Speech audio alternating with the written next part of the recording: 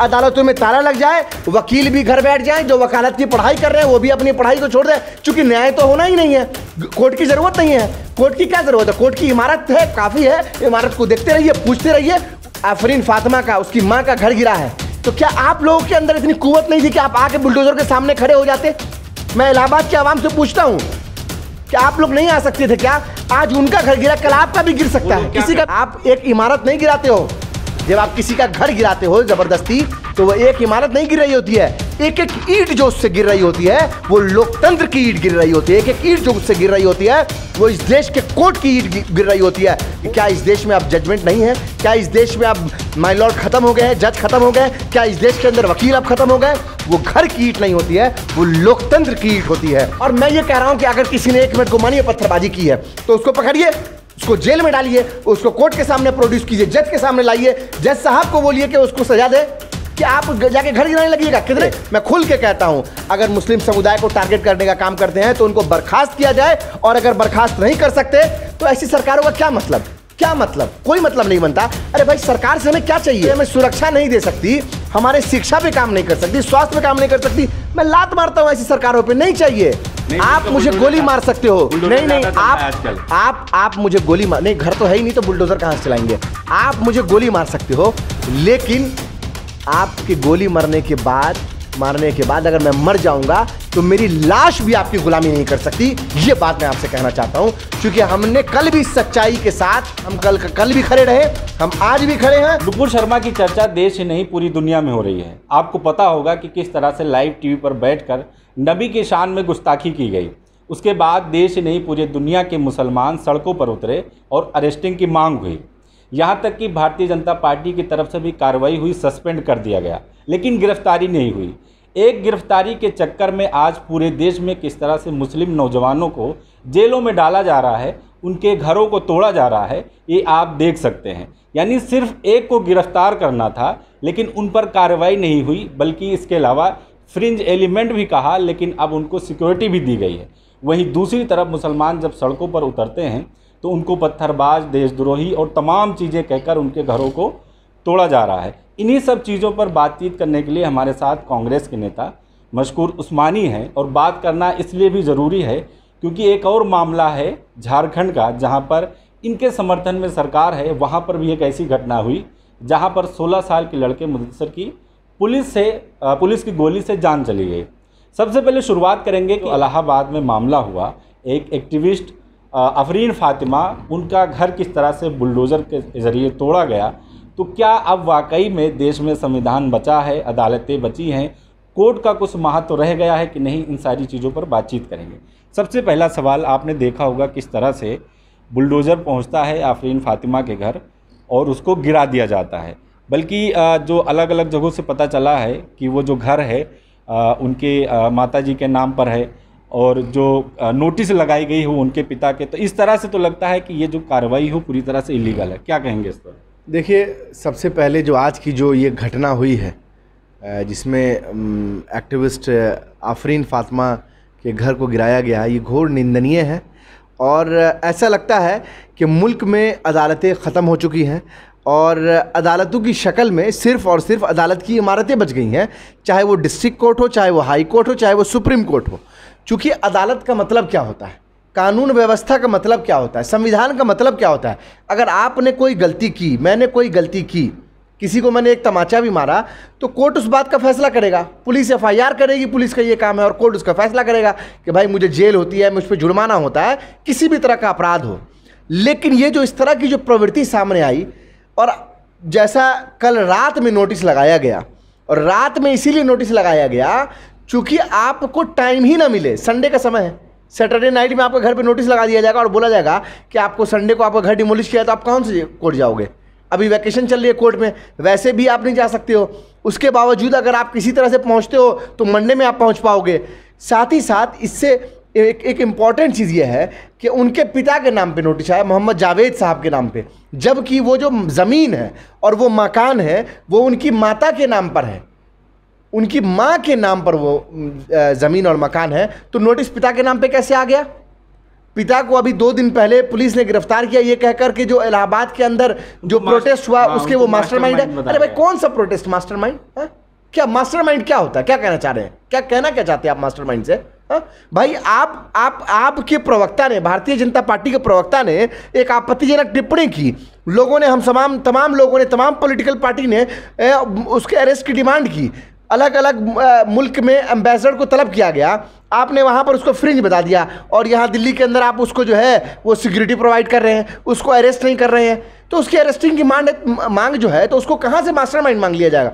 मैं अभी थोड़ी देर पहले खबर देख रहा था कि एक पत्रकार जो है वो एक पोस्टर उनके घर से निकला। क्या पोस्टर है कि जब आपकी आवाज़ नहीं सुनी जाए तो आप रेसिस्ट करते हैं, आप सरकार से सवाल करते हैं। और वो एक गोदी मीडिया का पत्रकार वो ये कह रहा है कि ये देखिए ये क्या मिल गया है, यही मास्टरमाइंड है। अरे मैं कहता हूँ कि जब सरकार आवाज़ नहीं सुनती है तो प्रतिरोध करना पड़ता है। और मैं नहीं कहता हूँ, ये बात लोहिया ने कहा है, जेपी ने कहा है कि भाई जब संसद को आवारा होने से कौन रोकता है, तो सड़क पे जनता उतर कर रोकती है। और जब तक सड़कें सुनसान नहीं होती है संसद आवारा नहीं होता है। ये कौन सी बड़ी बात है? आप बोले मास्टरमाइंड है। अरे भाई एक मामले को आप दूसरे से कैसे लिंक कर सकते हो? अगर उन्होंने कोई सजा, एक मिनट के लिए मान लीजिए कि उन्होंने कोई गलती की, ठीक है, बहुत बड़े मास्टरमाइंड अगर वो हो गए तो आप उनको सजा दीजिए ना। उसकी सजा आप उसके माँ के घर को, क्या एक महिला का अधिकार नहीं है?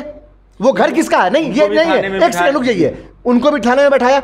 क्या यही आप महिलाओं का सम्मान कर रहे हैं? यही बेटी बचाओ बेटी पढ़ाओ की राजनीति आप कर रहे हैं? ये वाकई आपने जो कहा बेटी बचाओ तो जी समझ गए, भाजपा से बेटी बचानी है, योगी आदित्यनाथ से बेटी बचानी है, नरेंद्र मोदी से बेटी बचानी है, यति नरसिंहानंद से बेटी बचानी है, और इन्हीं तमाम लोगों से बेटी बचानी है। आप बता दिए होते। आपका भी घर गिर सकता है। नहीं गिरा दे घर, मेरा तो घर ही नहीं है, मेरा कोई घर ही नहीं है। अब मेरे नाम पे आपका घर गिराना चाहे तो आपका घर गिरा सकते हैं, नोटिस ठीक है, पहुंचा दे जो नोटिस पहुंचाना है। अरे भाई ये क्या तरीका है? क्या कहना चाहते हैं आप? एक महिला के नाम पर घर, उसके पति को आपने जेल में डाला, उस महिला का घर कैसे गिरा सकते हैं आप? ये बताइए। वो उस पति का भी दिया हुआ घर नहीं है। एक और बात बताते हैं, नहीं नहीं नहीं, उस पति का घर दिया हुआ नहीं है। ये जो जमीन और जो मकान बना है वो उस महिला को अपने परिवार से मिला है, उसके पिता से मिला है। जो लीगल हायर है वो मतलब एक लड़की को अपने मायके से जो मिलता है हिस्सा, उसका मिला हुआ है। तो उसमें तो पति का कहीं से हक ही नहीं है, वो उनके नाम पर है, कैसे गिरा दिया? पहली चीज। दूसरी चीज जो सबसे अहम है वो ये है कि अगर आपको ऐसे ही फैसला करना है, ठीक है, तो आप अदालतों में परमानेंट लॉक लगा दीजिए। मैं कहता हूं, मैं हाथ जोड़कर मैं इस देश के तमाम जजेस से अपील करता हूं, वकीलों से अपील करता हूं कि अब आपकी जरूरत नहीं है इस देश में।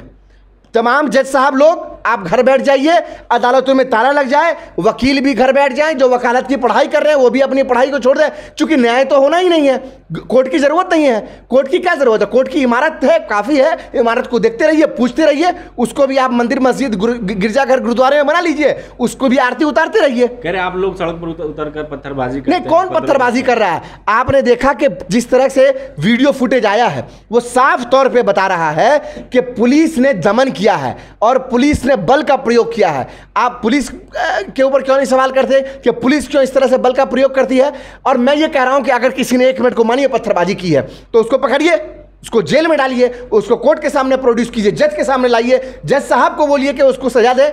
कि आप जाके घर गिराने लगिएगा? कितने घर गिराएंगे? सुप्रीम कोर्ट की रूलिंग है कि अगर कोई अवैध निर्माण है अगर किसी कॉलोनी के अंदर, तो उस कॉलोनी में तमाम मकान को आपको देखना पड़ेगा कि तमाम मकान का क्या अवैध निर्माण है, सबको नोटिस दीजिए, सबको डिमोलिश कीजिए। तो मैं पूछना चाहता हूं इलाहाबाद विकास प्राधिकरण से कि क्या करेली मोहल्ले के अंदर, इलाहाबाद के अंदर तमाम मकानों को वो बुलडोज करेगी? करने की हिम्मत है तो करके दिखाइए। लेकिन इसके साथ साथ मैं वहां के भी तमाम लोकतांत्रिक लोगों से मैं एक सवाल पूछता हूं कि आज आफरीन फातिमा का, उसकी मां का घर गिरा है, तो क्या आप लोगों के अंदर इतनी कुव्वत नहीं थी कि आप आके बुलडोजर के सामने खड़े हो जाते?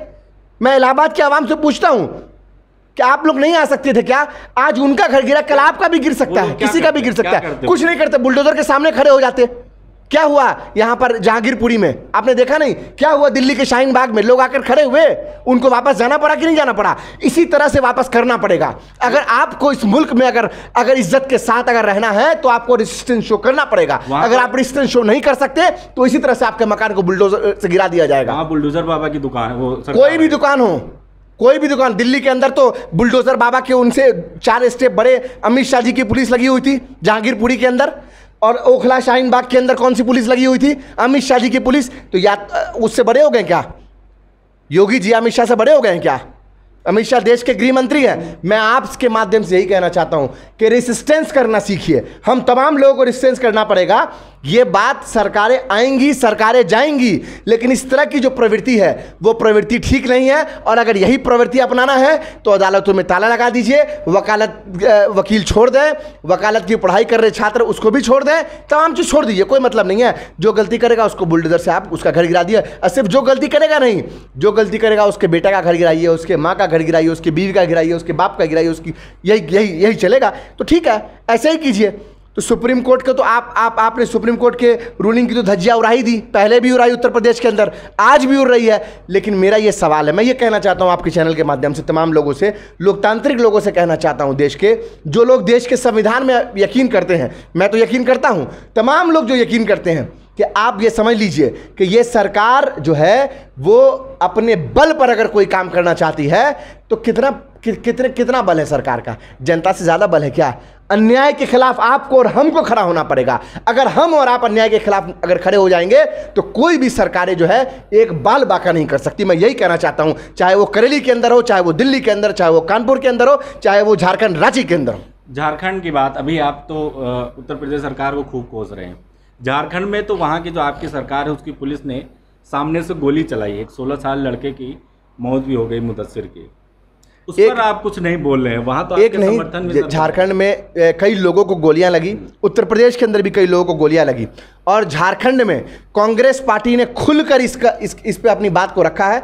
हमारे एमएलए इरफान अंसारी जी का आप ट्वीट देखिए, उनका फेसबुक पोस्ट देखिए, उन्होंने पहले ही कहा कि ये जो रांची के जो एसपी हैं इनकी हरकतें ठीक नहीं हैं। उनको क्यों नहीं हटाया गया? वो तो आप लोगों के हाथ में। हम लोग डिमांड कर रहे हैं लगातार, और मैं आपके माध्यम से भी मैं अपने पार्टी के लीडरशिप से ये आग्रह करता हूं कि ऐसे जो भी लोग शासन प्रशासन में बैठे हुए हैं, जो कम्युनल माइंडसेट के हैं, जो किसी एक समुदाय को, और खास तौर से मैं खुल के कहता हूं, अगर मुस्लिम समुदाय को टारगेट करने का काम करते हैं तो उनको बर्खास्त किया जाए। और अगर बर्खास्त नहीं कर सकते तो ऐसी सरकारों का क्या मतलब? क्या मतलब? कोई मतलब नहीं बनता।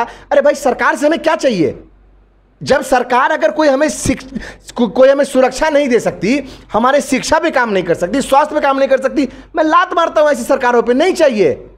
जब हमें अगर खुद ही सब कुछ करना है तो क्या मतलब बनता है? कांग्रेस पार्टी लगातार उसका विरोध कर रही है, और मैं आपके माध्यम से मुख्यमंत्री हेमंत सोरेन जी से कहना चाहता हूं कि जल्द से जल्द उस एसपी पर कार्रवाई कीजिए। और जो वहां की वीडियो आई है, जिस तरह से पीटा गया है, वो दर्दनाक है। हम उसको कतई बर्दाश्त नहीं कर सकते। हमारी सरकार है, मान रहे हैं, हम लोग गठबंधन में वहां पर सरकार चला रहे हैं, जो हमारा सरकार में से है, हम उनके आपके माध्यम से उन तक अपनी बात को पहुंचा रहे हैं। देखिए, गलती कोई भी करे, चाहे वो भारतीय जनता पार्टी करे, चाहे वो समाजवादी पार्टी करे, चाहे वो आरजेडी करे, चाहे वो कांग्रेस करे, चाहे वो जेएमएम करे, गलती करने वालों को बर्दाश्त नहीं किया जाएगा। और राहुल गांधी जी ने संदेश पहले ही दे दिया है, एक लकीर खींच दी है कि आप किस विचारधारा के साथ हैं।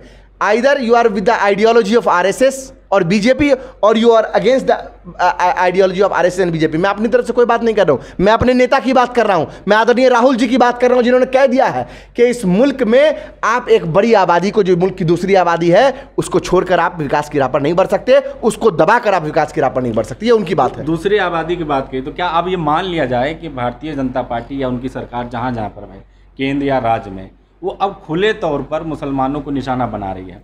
नुपुर शर्मा से शुरुआत हुई, कानपुर का पूरा मामला देखा किस तरह से एक तरफा मुसलमानों की गिरफ्तारी हुई। अब जब जुमे के दिन के बाद से जब ये मामला हुआ, कई जगह पर झड़प हुई, अब तक 300 से ज़्यादा गिरफ्तारियां हो चुकी हैं। 306 गिरफ्तारियां अभी थोड़ी देर पहले एक रिपोर्ट जिसमें सब मुसलमान हैं, एक तरफा मुसलमानों की कार्रवाई। तो ये किस तरह से देखते हैं, ये कहाँ पर देश अब देखिए, जानबूझकर इस देश के माइनॉरिटी तबके के लोगों को, उसमें ख़ास तौर से मुसलमानों को हाशिए पे लाने की कोशिश की जा रही है, और ये बताया जा रहा है कि आपके खिलाफ कार्रवाई होगी। अगर आप घर में बैठोगे तब भी आपका घर गिराया जाएगा, आप बाहर निकलोगे तो आपको गिरफ्तार किया जाएगा। लेकिन मैं आपके माध्यम से बता देना चाहता हूं कि कल भी जब इस मुल्क को ज़रूरत पड़ी थी अंग्रेज़ों को चंगुल से आज़ाद कराने की, तब भी इस मुल्क में मुसलमानों ने अग्रिम पंक्ति में अपनी भूमिका निभाई थी। और आज ये काले अंग्रेज़ इस मुल्क की सत्ता पर काबिज हैं, और आज फिर से मुसलमान उनके खिलाफ लड़ने को तैयार है। लेकिन एक बात और बता दें कि ये लड़ाई मुसलमानों की नहीं है अकेले, न मुसलमान अकेले इस लड़ाई को जीत सकते हैं। मैं ये बताना चाहता हूँ आपके माध्यम से कि मुसलमान बराबर का शहरी कल भी था और आज भी है। इसीलिए वो संविधान को बचाने के लिए सड़क पे उतरता है, वो संविधान को मनवाने के लिए अपनी बात को रखता है, क्योंकि संविधान अधिकार देता है, you can practice any religion, propagate any religion. अगर संविधान ये अधिकार नहीं दे रहा होता मुसलमानों को, नहीं समर्थन, वही तो बोल रहे हैं कि इस वक्त का दौर ऐसा, पार्टी भी खुल के सामने नहीं हमारी पार्टी ने खुल के इस बात को कहा है। चाहे नुपुर शर्मा का मामला हो, आप देख लीजिए 2-2 3-3 प्रेस कॉन्फ्रेंस हमारी पार्टी की तरफ से हुई है, हमारे पार्टी के नेता ने इस बात को रखा है। मैं ये कहना चाह रहा हूं कि अकेले कोई कुछ नहीं कर सकता, ठीक है। ये बात मुसलमानों की जितनी है उतनी ये बात सेकुलर हिंदुओं की भी, हमारे भाइयों की, उतनी बात दलितों की भी है। आज पहला टारगेट मुसलमान हो सकता है, लेकिन आप ये मत भूलिए कि उसके बाद जो टारगेट है वो पहला टारगेट दलित भाई हैं और पिछड़े भाई हैं। इस बात को समझने की ज़रूरत है। वो दूसरा टारगेट गरीब लोग हैं, वो दूसरा टारगेट वो लोग हैं जिनके पास न जल है, न जंगल है, न ज़मीन है, जिनके पास कुछ नहीं है, वो सब लोग टारगेट हैं। क्योंकि ये लोग पूंजीपतियों की सरकार है, ये लोग अमीर को अमीर बनाना चाहते हैं, गरीब को गरीब बनाना चाहते हैं। ये तो धर्म और जाति के नाम पर जो भावनात्मक मुद्दे होते हैं, मंदिर के, मस्जिद के, ठीक है, इस मुद्दे पे लड़ाना चाहते हैं हमको, आपको, ताकि वो अपनी सत्ता में कायम रहे, ताकि उनके जो अमीर लोग हैं वो और अमीर बनते जाएं और देश गरीब होता चला जाए। आपने देखा कि हम किस रैंक पे हैं, हैप्पीनेस इंडेक्स में हम कहाँ हैं, हंगर इंडेक्स में हम कहाँ हैं, एनवायरनमेंट को बचाने के इस इंडेक्स में हम कहाँ हैं, हर जगह हम नीचे आ रहे हैं। प्रेस, आप लोग प्रेस के साथ ही हैं, मीडिया के स्तर कितना गिर चुका है हमारा, डंका बज रहा है विश्व में, हम विश्व गुरु हैं, बनने वाले हैं। नहीं, आप तो अपने आप को कह दीजिए कि हम विश्व गुरु हैं, आप अपने आप में खुश हो जाइए। अगर यही पैमाना है, ठीक है, पुतिन, जो बाइडेन, ये लोग अब सलाह लेते हैं हमारे मोदी जी। कौन पुतिन सलाह ले रहे थे? इसीलिए उन्होंने कहा नुपुर शर्मा को लेके मोदी जी को उन्होंने चेतावनी दी। ये सऊदी अरब सलाह ले रहा था, इसीलिए उन्होंने चेतावनी दी। यूएई जो इनको सलाह ले रहा था, इसलिए इनको चेतावनी दी। कुवैत इनसे सलाह ले रहा था, इसलिए चेतावनी दी। ईरान इनसे सलाह ले रहा था, इसलिए इनको चेतावनी दी। यूएस इनसे सलाह ले रहा था, इसलिए इनको चेतावनी दे रहा है कि आपके मुल्क में रिलीजियस माइनॉरिटी को प्रोसिक्यूट किया जा रहा है, वहां पर उनको दबाया जा रहा है। इनसे जो है वो जर्मनी और ये तो आप लोगों की वजह से हुआ ना, हमारी वजह से, इस वजह से देश बदनाम हो रहा है, देश बदनाम हो रहा है। देश आज के डेट में, अगर आप ये कहते हो कि ये आंतरिक मामला, तो आप सबसे बड़े बेवकूफ हो। आपका चैनल है, ये चैनल कोई अमेरिका में नहीं देख सकता, नहीं देख सकता। अगर आज मुसलमानों को अगर मारा जाएगा, दलितों को अगर पीटा जाएगा, ऊना के अंदर जो कांड हुआ, तो क्या उसकी वीडियो अमेरिका में बैठे हुए व्यक्तियों ने नहीं देखी? दलितों के साथ जो उत्पीड़न हुआ ऊना के अंदर, या मुसलमानों को अगर यहाँ मारा गया, या अगर नबी करीम सल्लल्लाहु अलैहि वसल्लम पर आपत्तिजनक टिप्पणी की गई, तो क्या इसको वहाँ पर सऊदी अरब में बैठे हुए लोगों ने, कुवैत ओमान के लोगों ने नहीं देखा? अरे भाई, मीडिया का दौर है, सोशल मीडिया का दौर है, 1 सेकंड में इंफॉर्मेशन फ्लोट होता है। मेरी बात आप मुझसे यहाँ बात करें, हो सकता है इटली में, अमेरिका में, चाइना में, यूरोप में बैठा हुआ आदमी इस बात को सुन रहा हो। कोई आंतरिक मामला नहीं। योगी बाबा भी सुन रहे होंगे। सुने, घर का एड्रेस आप सुने, मेरे घर का एड्रेस उनके पास है, सुने, जो करना है करें, ठीक है। हमारे पास तो कुछ है ही नहीं, गरीब आदमी है, ठीक है। आपको जो करना है कर लीजिए। आप क्या कर सकते हैं? गोली मार सकते हैं, मार दीजिए। आप मुझे गोली मार सकते हो, नहीं, आप मुझे गोली मार, नहीं, घर तो है ही नहीं, तो बुलडोजर कहां से चलाएंगे? आप मुझे गोली मार सकते हो, लेकिन आपके गोली मारने के बाद अगर मैं मर जाऊंगा तो मेरी लाश भी आपकी गुलामी नहीं कर सकती। ये बात मैं आपसे कहना चाहता हूं, क्योंकि हमने कल भी सच्चाई के साथ, हम कल भी खड़े रहे, हम आज भी खड़े हैं, और आने वाले समय में भी हक बात को हक कहेंगे।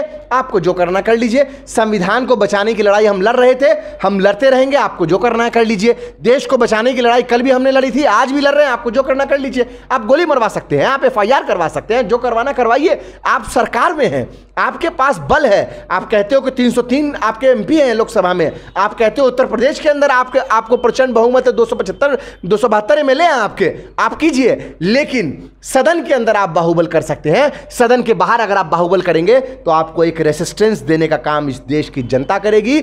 आपको रेसिस्टेंस देने का काम इस देश के पिछड़े समाज के लोग करेंगे, इस देश के मुसलमान, दलित और इस देश के नौजवान, युवा और किसान करेंगे, और ये बताते रहेंगे कि आपको आवारा नहीं होने देंगे। योगी जी, आखिरी सवाल, चूंकि ये पूरा मामला जो अभी तक आया है, ये नुपुर शर्मा से शुरुआत हुई। जब सस्पेंड किया गया, उसके बाद जो लेटर जारी किया उसमें कहा गया, फ्रिंज एलिमेंट कहा गया, इसके अलावा ये भी कहा गया कि आप, देखिए सुनिए, इसके फ्रिंज नहीं, वो कोर है। अगर वो फ्रिंज एलिमेंट होती तो आज उसको सिक्योरिटी प्रोवाइड नहीं की जाती। वो बीजेपी का कोर है। मैं यही बताना चाह रहा हूं कि जिसको बीजेपी रिटर्न लेटर में फ्रिंज कह रही है, वही बीजेपी का कोर है। बीजेपी के केंद्रीय मंत्री है, कैबिनेट मिनिस्टर, उन्होंने क्या कहा, गोली मारो सालों को, तो क्या वो भी फ्रिंज है? बता दीजिए। ये सब बीजेपी की आइडियोलॉजी के लोग हैं, बीजेपी के कोर है, जो गाली गलौज करते हैं, जिनके पास कोई सभ्यता नहीं है, जो हिंदू मुस्लिम के नाम पे भावनात्मक मुद्दे पे आपको लड़ाते हैं, ये उनका कोड है। इनको आगे जाके माला पहनाया जाएगा, राज्यसभा भेजा जाएगा। आपने देखा नहीं कि जिस तरह से लिंचिंग करने वाले लोग जब निकल के आते हैं तो योगी जी की सभा में सबसे आगे बैठते, मोदी जी की सभा में सबसे आगे बैठते हैं, मोदी जी नुपुर शर्मा को फॉलो करते हैं, और ऐसे न जाने कितने लोग हैं जिनको मोदी जी का ट्विटर हैंडल से फॉलो किया जाता है। तो माला तो ऑलरेडी पहना ही हुए हैं, कोई नई बात थोड़ी है। आपने देखा कि आने वाले समय में हो सकता है उनको राज्यसभा भी भेज दिया जाए, मंत्री भी बना दिया जाए। देखिए, लेकिन कहने का मतलब यह है कि वो तो आपका क्षेत्र है, हमारा क्षेत्र है कि हम अगर आप गलत करोगे तो विरोध करेंगे, बताते रहेंगे रेजिस्टेंस क्या होता है। आप गिराइए जो गिराना है। आप एक इमारत नहीं गिराते हो, जब आप किसी का घर गिराते हो ज़बरदस्ती ईर्ष्या और द्वेष में, तो वो एक इमारत नहीं गिर रही होती है, एक एक ईंट जो उससे गिर रही होती है वो लोकतंत्र की ईंट गिर रही होती है। एक एक ईंट जो उससे गिर रही होती है वो इस देश के कोर्ट की ईंट गिर रही होती है, वो इस देश के आदरणीय जजेस के वकारों को मजरूह कर रहा होता है कि क्या इस देश में अब जजमेंट नहीं है, क्या इस देश में अब माय लॉर्ड खत्म हो गए हैं, जज खत्म हो गए, क्या इस देश के अंदर वकील अब खत्म हो गए। वो घर की ईंट नहीं होती है, वो लोकतंत्र की ईंट होती है, जिसको पिछले 70 सालों में हमारी पार्टी ने जब जब हम लोग सत्ता में रहे उस लोकतंत्र की ईंट को सहेज कर हमने लगाया है, उसको आज भारतीय जनता पार्टी गिराने पे लगी है।